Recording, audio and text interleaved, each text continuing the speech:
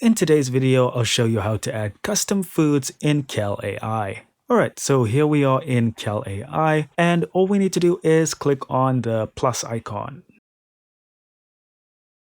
Alright, now we want to go to My Foods, and then click on Add Food, and now we need to fill out some forms. So, first form is brand name, description, serving size, and serving per container. I'm just going to put in random stuff there. And when you're done, just click on next. All right, so the next form is rather long. This is all the nutritional information. So once you've filled out this form, just click on Save Food. And there you'll see here in your My Food section, you now have your custom food.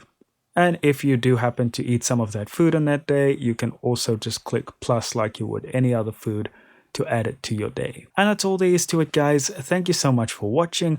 Do consider liking and subscribing, and I'll see you in the next video.